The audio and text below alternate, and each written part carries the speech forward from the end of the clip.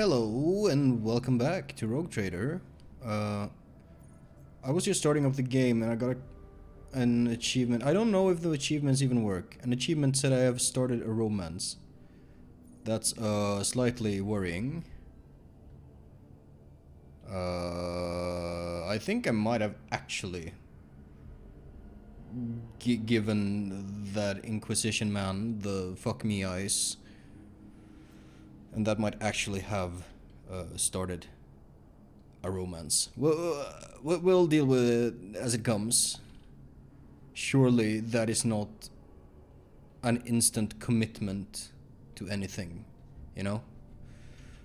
Fuck, I got something I need to move on my desk. There we go. Fuck. It also occurred to me, before we move on anywhere. What is this question mark? Before we move anywhere, didn't we bring on board the man from the Winter Scale dynasty? Can we interact with him on our ship before we go anywhere? Because I really want that. I think Abelard said that having a member of a rival dynasty in your pocket is very good. Let's see, Heinrichs is over here. What happens if we talk to Heinrichs? You have my complete attention. Oh, I think I might have romanced him. Who is possible to romance? I would like to know.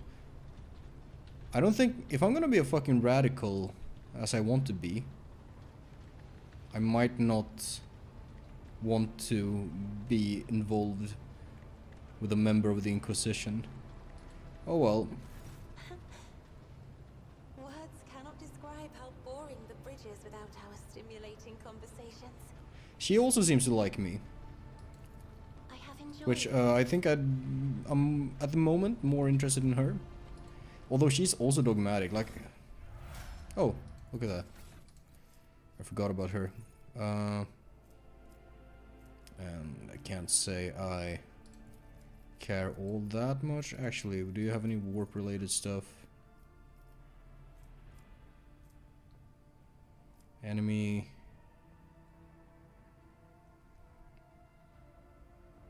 Okay. Maybe give you intelligence so your lore warp is better. Your warp lore seems good enough to me.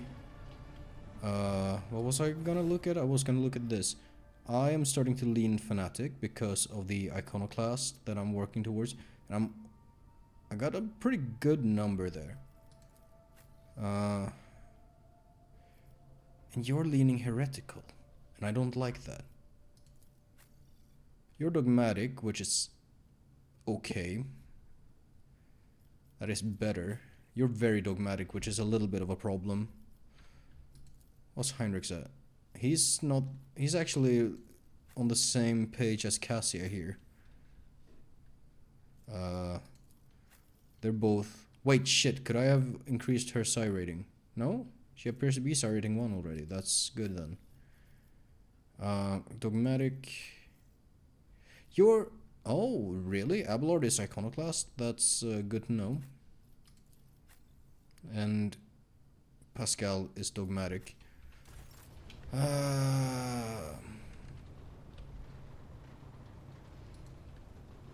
Well, I'm not sure if that fucking achievement is even true.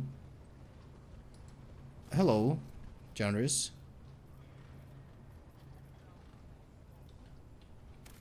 No. Oh, really? Can I do that? I don't even need to go to them. Can I just... I don't even need to go to them. How silly. Heavy armor. Deflection. Sure. I got that heavy armor. It's cool.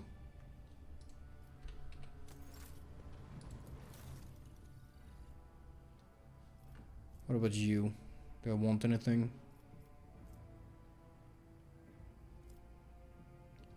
Do I want to fucking interact with these dudes?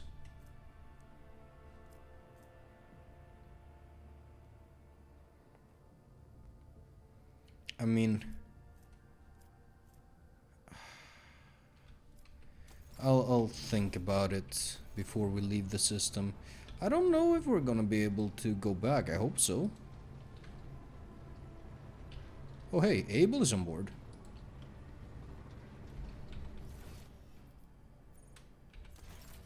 Oh, and I'm stupid. That's Pascal standing right next to him.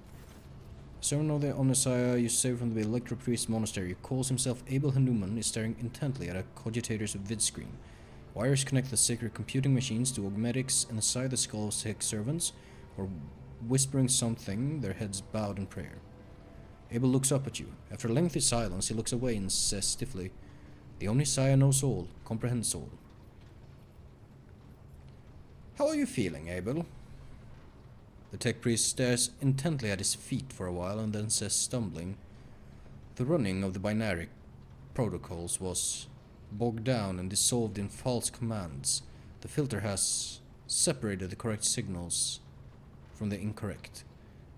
The running has been restored to its swiftness." Pascal speaks softly as though trying to match the inflections of Abel's voice. "Tech brother Abel has passed the diagnostics. The pernicious influence of sacrilegious procedures has been completely eliminated. Statistically, most servitors of a schismatical's survivors of a schismatical's infestation, are left with severe cognitive impairments. However, Tech brother Abel's mind, being of a less typical nature, has not been damaged to that great of a degree."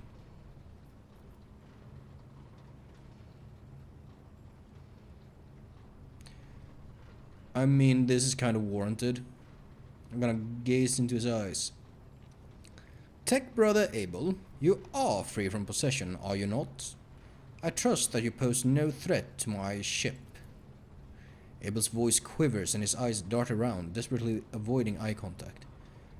"What was flawed has since been purged, but the shadows of the hunt linger. The cog is dismounted and no judgment has been made. In the absence of judgment, threat remains. Who will make the judgment?" "I will." Pascal places a mechadendrite on Abel's shoulder and repeats, his voice heavy like a wheel tread, crushing the dirt underneath. "I will make the judgment that will avert the threat." His gaze falls on you. There is no need to frighten him.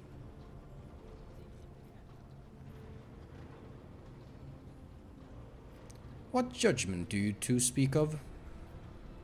"Only he knows, but if my tech brother fears that he might not make the right decision at the critical moment, then I will do it for him."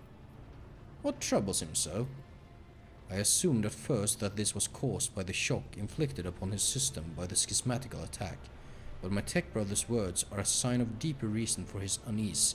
He foresees something that threatens both him and all those around him, and thus I stand ready to face this threat." "You care for him, as if he truly were your younger brother?" Pascal's voice rasps a tired laugh. "Tech brother Abel is harmonious, and harmony is beauty. Is it so strange an urge to protect beauty from the horrors of the grotesque?" "I don't want to say this." "Well, I will try not to give Abel any undue cause for dread. Thank you." I'm gonna point to the computer. "What are you working on?" "We catch the soul of the light in the solar wind. We look for the footsteps the Omnissiah left when he walked the desert. This is an oneiromantic computation procedure. The depersonalized minds of these machines' servants are in a data dream, processing enormous arrays of assorted data and aggregating them. Virtually all results of such syntheses are scrap data, but occasionally we have noted coincidences whose exactness defied logic. It is a fairly rare and venerated form of statistical augury, but Tech Brother Abel is adept at this form of appealing to the Deus Mechanicus. Let's see, we have a... Both these are fine.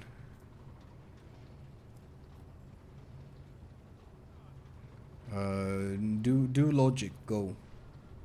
Most runes are devoid of any meaning, but you notice a few among them that combine into formulae and computational graphs. Abel peers at you inquisitively, then shifts his gaze to the vid screen. You could swear that a smile lights up his face under his respiratory augmetic. A crystal is exquisite in clear water.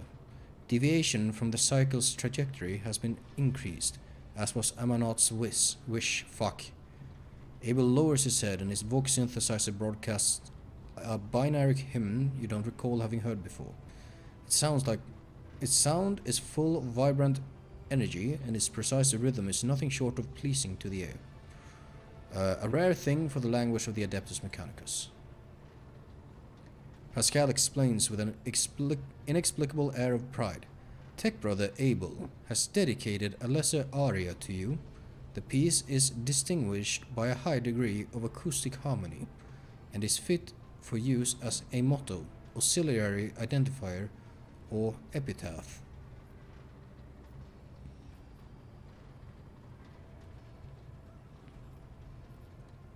I'm gonna bow and thank you for the generous gift. The gift is disproportionate, but it does signify a personal liking.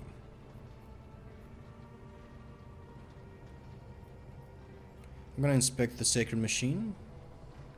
Hair has been removed from every servitor's head. Oh. I didn't notice that. Their bulky cerebral augmetics cover their skulls like helmets. The faces of the cogitator's servants are blank. Their eyes are closed. Their lips are incessantly whispering what sounds like gibberish. Hundreds of lines of symbols containing preserved information are scrolling down the cogitator's vid screen. Abel Hanuman is peering at it with voracious interest, in sharp contrast to his usual calmness. Why do you do it?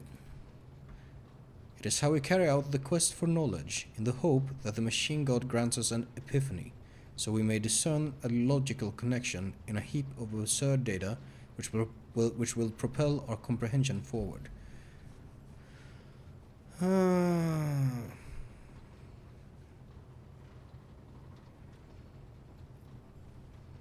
Have you heard what Abel said?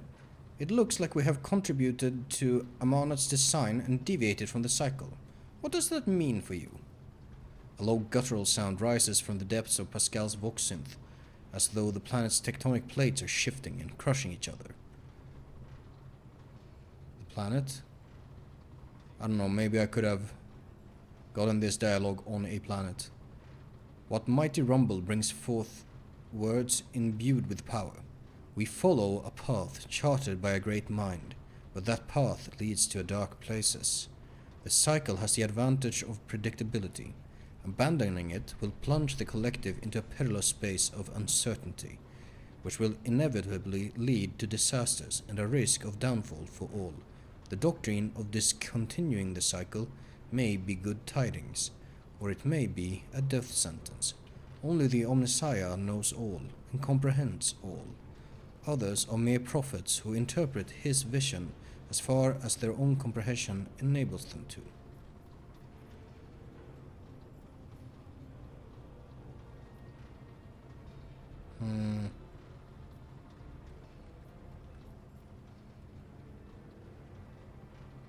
I don't want to bring that up. No. That's okay. That is a bit presumptuous. I'll just go with this. I am no prophet. I will not presume to make pronouncements on the future. No one knows the future. Every analysis has its margin of errors, and horrors lurk in these margins. Let's do the last one as well. Why do you and Pascal both call yourselves by the same name? Abel freezes. From his vox synth, barely audible through the static, come the words. The naming of the names is not an index to the text. The naming of the names is the text. What the fuck are you saying? Abel's answers can be enigmatic. His mind works differently from ours. He thinks in harmonic imagery and notices the symmetries and proportional relationships in the world around him. Poetry would be the closest analogy to how he perceives and interacts with reality.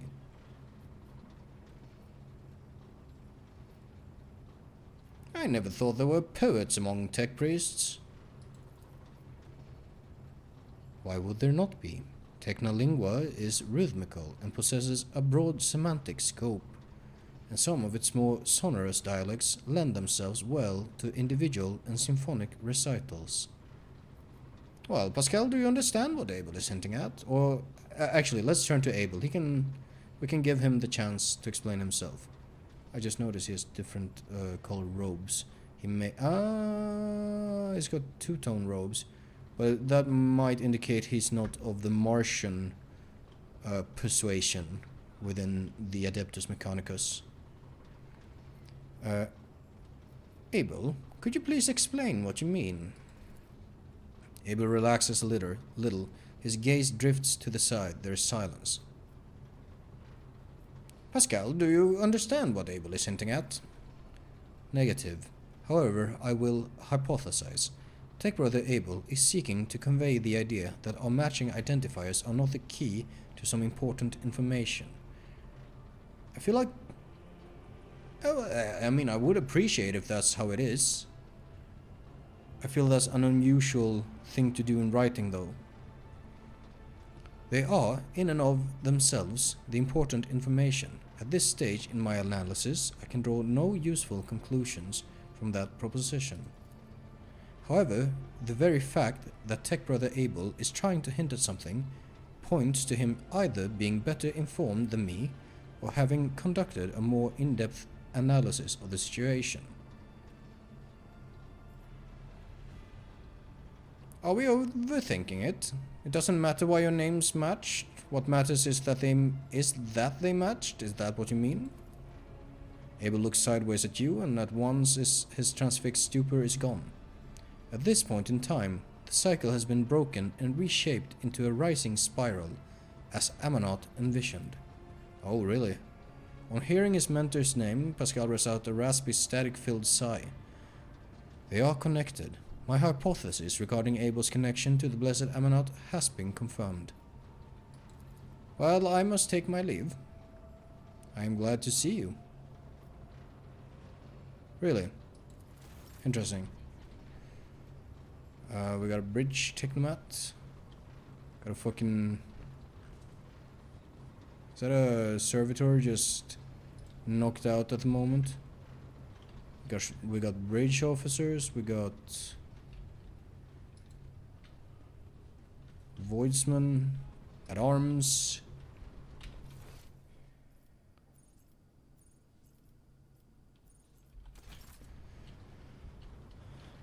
I mean, maybe I am hosting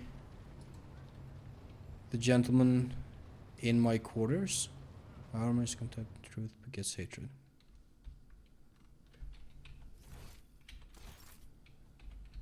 Oh?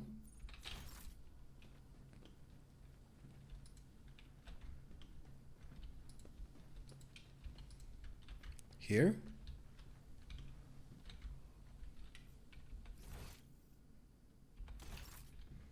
In the corner over here. Here's something. Oh, an unfinished letter. His chagrin is irrelevant. Voidvir's mistake cost me too much. Years of work, tremendous resources, all wasted. He has failed at what he was supposed to be irreproachable at. Uncovering spies, and this one was a senior officer. I'm not about to discard him. Conrad has served me for too long for his removal to go painlessly for the Protectorate. Besides, he is no fool. He could not have seriously expected to become the next in the von Valancius line when his skills and talents as Master of Whispers are so valuable. Let his disinheritance serve as humiliating but instructive lesson from which he may yet learn. Did Theodora write this? I feel like it's kind of dangerous to be like that. Oh well. Beyond the stained glass, the distant stars glimmer in the darkness of the endless space, filling you with an odd sense of dread. Is it glass or is it something else? I don't know what materials windows and such are supposed to be in 40k. Weakness and restaurants, nothing but anger. Can I go in the water? No.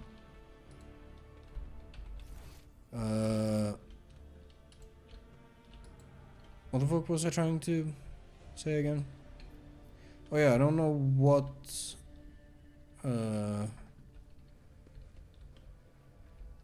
windows are supposed to be made of in 40k.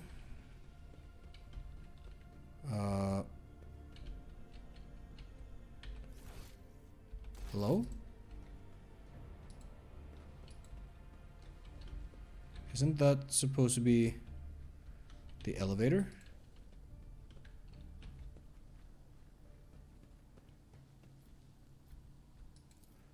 Let me just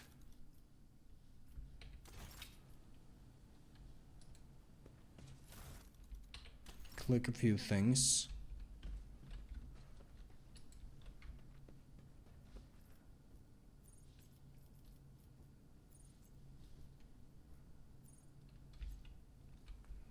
Let me save and reload. It might just be a bug.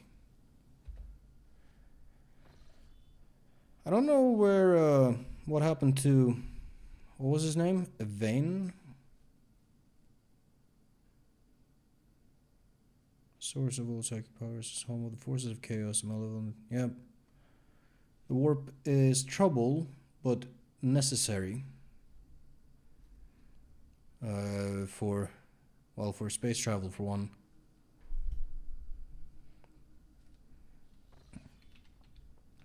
There it is.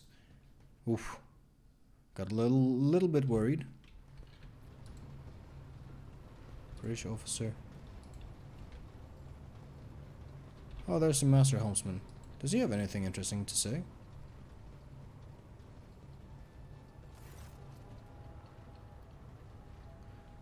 For your woven tendons and muscle. Blue veins snake under his white, almost dove-colored skin, and his scalp and chin are covered in cropped white hair. God damn it, I can't read. His neck and shoulders are wrapped in wires that hint at the presence of neural connectors under his uniform. The officer's face seems to be twisted in a perpetual grimace of annoyance and anger, but he greets you with a respectful nod. Lord Captain, Master Helmsman Ravo, at your service. You are Voidborn, are you not? That I am. Born into a helmsman clan in the bowels of a Chartist vessel. Studied the family trade until I was 15. Then my entire clan was butchered in a mutiny by lower hold scum. They spared the young uns. Of course they did. Kids with implanted connectors make great navigational servitors. But I was having none of it. They weren't going to make a servitor out of me, so I escaped into the crawlways. Then I spent months picking them off, one after the other. Raver stops abruptly. Got me talking up a storm. Anyways, yes, I'm a Voidborn. Finish your story, Raver. Raver stays silent for a few seconds. Not much to tell. Got to everyone I could get to, then I fled upward, to the middle decks. That's where the auger operators took me under their wing. They have a apprentice helmsman of their own up there, you see. Nobody asked me any questions, so I stayed. I grew up, trained, got smarter, then ended up junior helmsman. A dozen years later, Dan Rock spotted me and lured me away. Cheeky blighter. I mean, I am Voidborn. Can I comment on the fact that I am Voidborn? Raver winces and rubs his temple. Lord Captain, I mean no disrespect, but you'd do better to find someone with a knack for conversation, like Toliman, the new Voxmaster. I ain't the talking type. I just get the ship where she needs to go. Best let folks stick to what they do best. Say, do you know anything about a ship named the Fiery Reckoning? Raver winces as if in pain. I've heard the name, that much I'm sure of. but I can't recall the details. Huh. I wonder if it was part of that operation that the late Mort was put in charge of. If it was, then there's nothing I can tell you, Captain. The whole thing was kept under wraps. Your best chance would be to ask the High Factotum. Maybe some of his treasury records have mentions of this fiery reckoning. He has told me something about that. So yes. Now then. I believe we have one planet left to examine in this system before we can move on. And that would be Rykad Majoris. Majoris. Over here. Which... Minoris appears to be like the capital. Is there anything here? Something. Unidentified void ship? Augurs notice a large object among the lifeless rocks covering the planet. A void ship whose signature and origin are impossible to identify from orbit is resting on the edge of a deep ravine. The hull of the unidentified vessel is severely damaged. Rocks around it scattered by the force of the gigantic machine's crash landing. I was on the ground. The augurs haven't detected any vital signs aboard or near the vessel. Send a squad to the planet to explore the void ship. Why is that a lore Xenos check? The landing party reports via Vox as soon as they touch down. The colossal void ship before them is covered with spikes. It resembles a morbid beast sculpted from darkness itself, menacingly hanging over the ravine. An experienced veteran accurately determines the origin of the unholy vessel. It belongs to the Xenos race called Drukhari. Yep. Ready to collapse at any moment, the void ship emits a long, woeful creak as if promising to drag along into the abyss below anyone who dares disturb its slumber. Oh, there's a few interesting options here. Abelard suggests finding out what the Xenos are doing in the Rykad system, taking heed of the Seneschal's recommendation. The rogue trader orders to send more people to the planet. Okay. Anxious, Idira tells the Lord Captain that voices in her head are screaming, repeating, "Harbinger, darkness, and death," not wanting to tempt destiny, recall people. Okay. Argenta eagerly says that the only good Xenos is a dead one. We might have trouble in the future. A true servant of the Emperor shouldn't soil their hands with Xenos technology. Being the God Emperor. So, we have two options, but they're presented a bit differently, and we can associate our choice with one of the characters, which is interesting. And I think I'm gonna do just that. And I'm gonna take Abelard's suggestion to send more people to the planet and inspect this ship. After 2 watches of hard labor, the workers managed to stabilize the Drukhari void ship. The soldiers who entered the vessel were met with the lifeless bodies of Xenos who had died when the void ship crashed. The void ship itself, following its abominable nature, came to life, immediately craving to sate its wicked appetite for human death. The vessel's systems have reacted to the intruders, and senselessly cruel, deadly traps have been activated on all decks. Shit. Agility test succeeded. Monstrous contraptions designed to mince, rip apart, and incinerate their victims took the soldiers by surprise, but were neutralized before the squad suffered significant losses. The soldiers found several curious pieces of xenotech on the sinister void ship, but no data that could shed some light on why it came to the Rykad system. So we have an assortment of Drukhari barbed needles, some Drukhari shatter shard, a weapon that is a piercing splinter cannon. Fascinating. And some experience. Let me go back to the bridge real quick.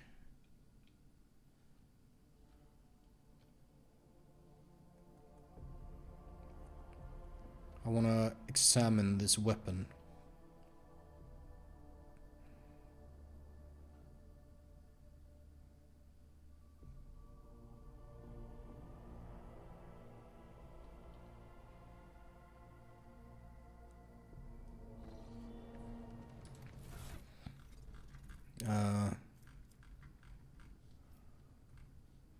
Let's see then.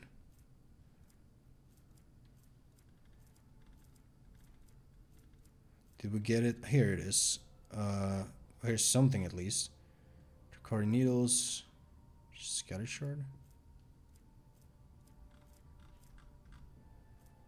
What about the weapon?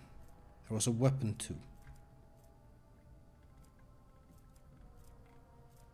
Fucking... There's the fucker. It's a piercing splinter cannon. 5 to 6 damage. 7 rate of fire is pretty good. Max ammo 96 is very good. Toxic burst. And Drukari weapon proficiency is required for use. I am interested in being a little radical, at least when it comes to Xenos. Well, that appears to be the long and short of it. I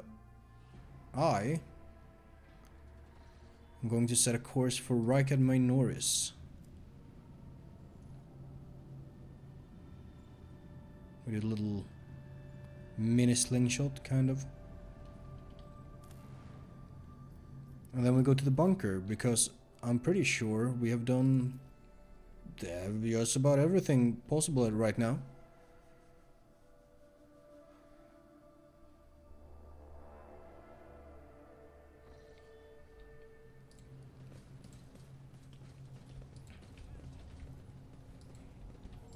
So, Governor, about that parade in my honor. Greetings, your ladyship. I'm ready for my triumph. Excellent. We'll see each other at the square then. May the light of the throne be with you. Fly to the upper way.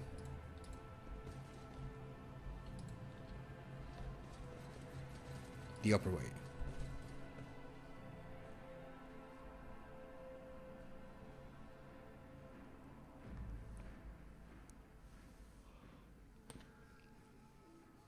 Have you cleaned up any? Hope not all planets are gonna be like combat zones. Would be neat to have like someplace that's not in ruins. Talk to the master of ceremonies, this person. Your ladyship, peerless Lady von Valancius. I am the master of ceremonies of Rykad Minoris. Everything is in place for your triumph. Allow me to give you a brief summary of the upcoming event. Speak. You will take the road, now familiar to you, from here to the starport. You will be accompanied by your comrades in arms and a guard of honor. The body of the heretic known as the Prophet Aurora will be pulled in your wake. That's bad. That's really bad. You can't do that. She's gonna fucking come to life. A stop is planned in the middle of the road. There, grateful citizens will rush toward you, praising you for their salvation. Not to worry, this is a thoroughly choreographed interlude. The group of the grateful people will be composed exclusively of loyal citizens vetted by us, members of the military, young people, attractive and physically fit, a few healthy children. Of course, fucking goddammit. Once they have said their praise, the procession will move on. Governor Medina will await you by the starport. It is also where the pyre has been built for burning the body of the heretic known as Aurora. You'll be handed a flamer blessed by the representative of the ecclesiarchy. You can choose to personally perform the burning, but if you wish to underscore the amicable alliance between House von Valancius and House of Winterscale, it will be fitting to pass the honor of the burning to Governor Medina. However, the choice is yours.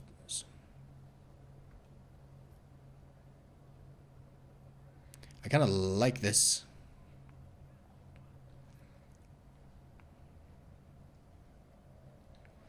This is disgusting. I do not want a stage show of gratitude.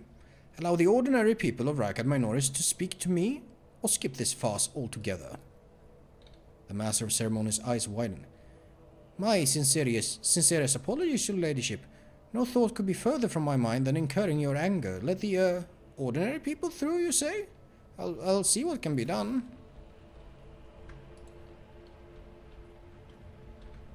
I always keep my options open. Oh, we're gonna ride in a Russ. Russ variant. I don't like this at all. Surrounded by evil repelling emblems, Aurora's corpse looks like a tiny island of gloom in the glorious ocean of your impending triumph. The governor's people must have put a lot of work into protecting the body from decay, as well as sawing off the grim, iron-faced mask. The dead prophet has the very unremarkable face of an utterly nondescript commoner. The one aberration of her appearance is the many small mouths on her cheeks and foreheads. They have been painstakingly sewn shut with a thick thread and plastered over with a layer of face powder. The cosmetics transform the heretic's face into an eerie mask. The corner of her mouth is frozen in a hint of a grin, wryly mirrored by her lesser mouths. Are you pleased, enemy mine? The grin seems to ask.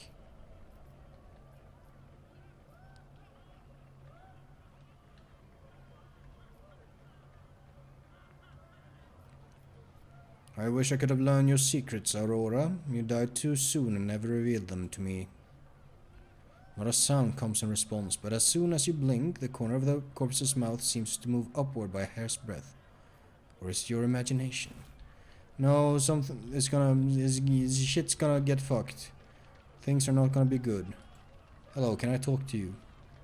Soldier stands at attention. His eyes are full of bliss and rapture. Oh, everything is gonna go really bad. I have read books, 40k books,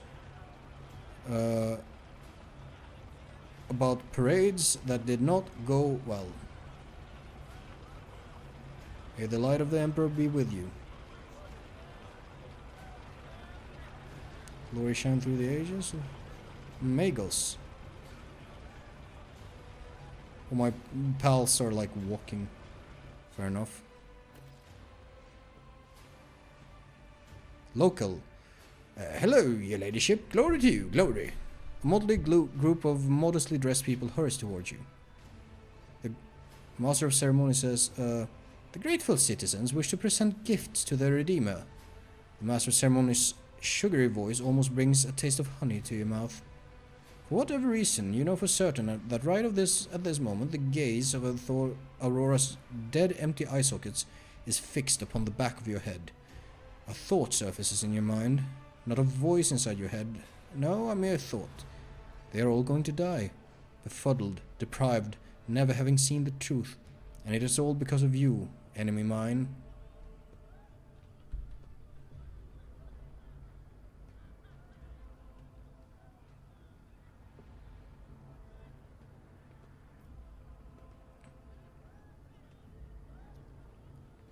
I feel like this is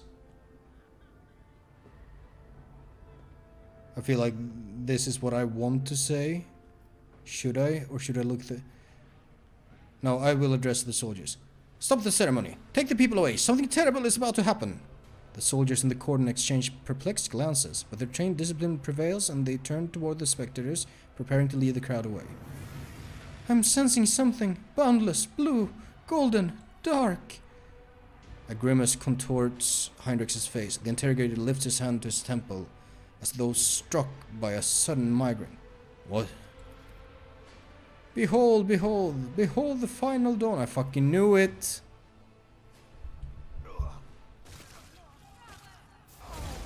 Oh no. And I brought the ordinary people here.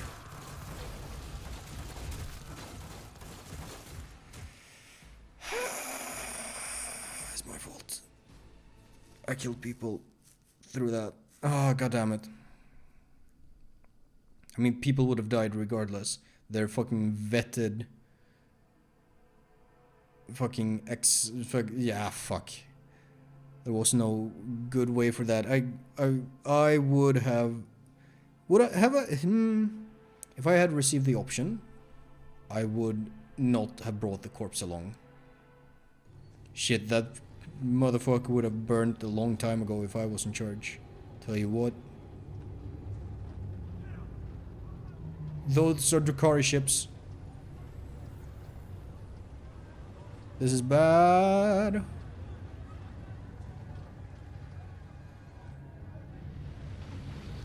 Those are Deldar ships.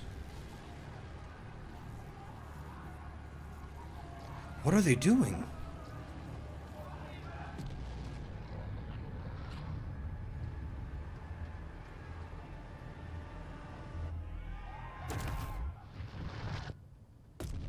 You fucking removed the sun? You can do that?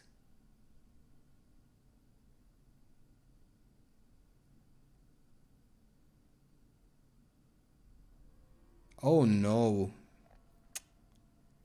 Oh no.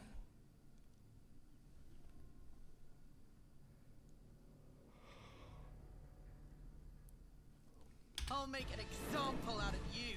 I'll turn you into corpse. Can I level up first? I can. Let's just grab...